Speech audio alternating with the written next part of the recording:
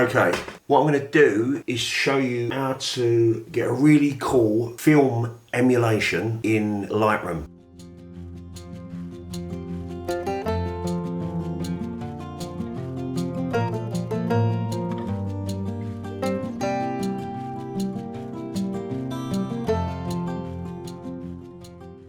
First off, I kind of have two ways of processing my images in this regard, okay? So we can close the door on it in Lightroom, but also there's a whole bunch of stuff that we can do in Photoshop and a plugin called Exposure. If you want me to dig into things in a little bit more depth, leave a comment, let me know, and I promise I'll get to it. The majority of you guys will probably be just using Lightroom, and what I'm going to show you is perfect for that, and you can get a little bit more in depth with it, a little bit more fine art, a little bit more refined, and I can get into that.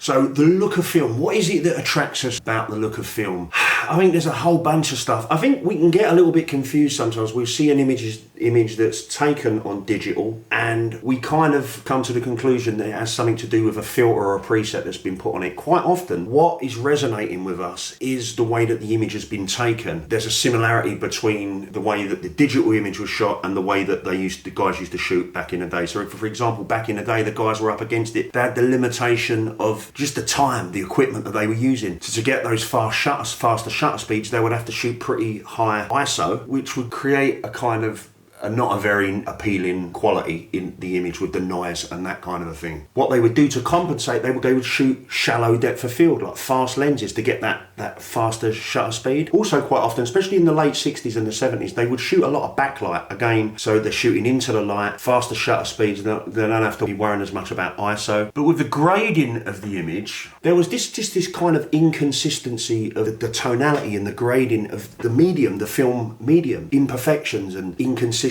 of tonality, the highlights, the midtones, the shadows. We don't really get that in digital. Digital's almost like too perfect. So we're kind of looking with our post-production perhaps to brush a little bit of that back into the image. Like quite often the wear and tear of time on a printed image, the first thing that would usually deteriorate on a printed image is the blacks, the shadows become a little bit more washed out. The older the image, the more washed out the shadows and the blacks are. So we're gonna have a look at that as well. Right, let's get to it.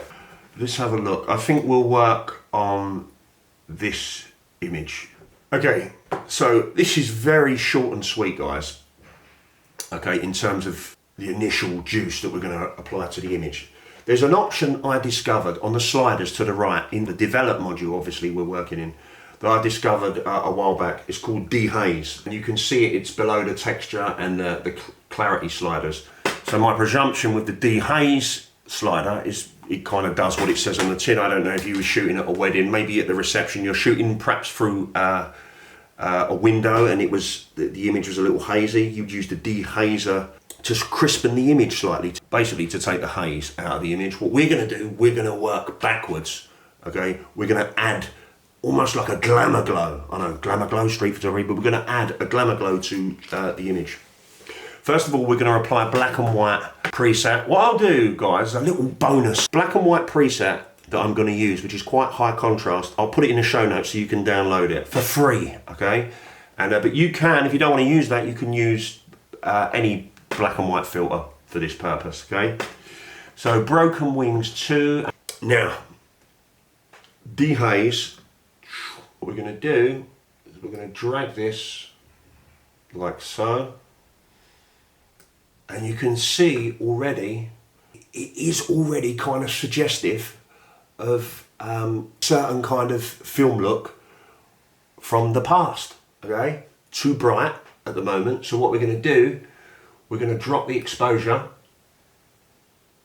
bring the blacks down, the shadows, push the exposure back up a little perhaps, and then film grain, okay? I don't like noise that you get sometimes with a digital image, you know, when you're really pushing things with the ISO, noise, but grain is like, we want some grain in this image. When I was talking about Photoshop earlier, there's a plugin called Exposure, and one of the things you can do is you can apply grain to the highlights, the midtones and the shadows separately, which just gives you a little bit more maneuverability to refine things, you know, just to be a little bit more precise. And precision with the imperfections that you're applying to the image. Whereas here, Lightroom, you can only apply grain to one layer, okay? What we're gonna do, we're gonna really push the grain, and we're gonna increase the size of the grain, and there we have it.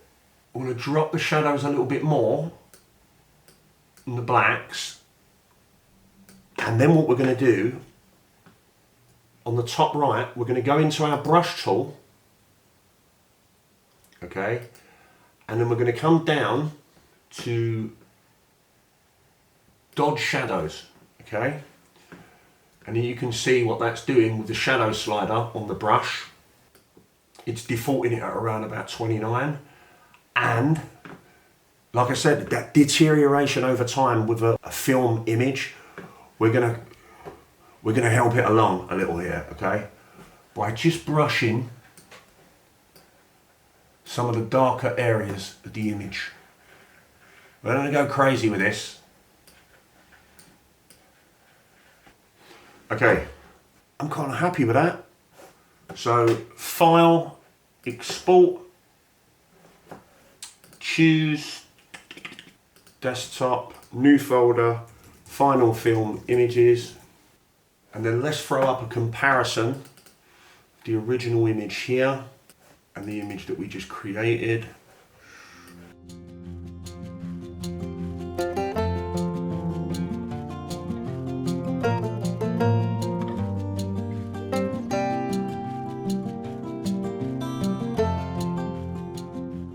Guys, if you like the video, please subscribe to the channel. Also, if you like this video, it's a big support for me, guys. YouTube will share it with more people. I'm happy to get into some more advanced post-production, perhaps even do like a film look series, okay? So with Photoshop, we can get into applying a lot more kind of defects and imperfection in the tonality and that kind of a thing. So if you're interested, leave a comment, and I'll see you on the next video. Cheers, guys.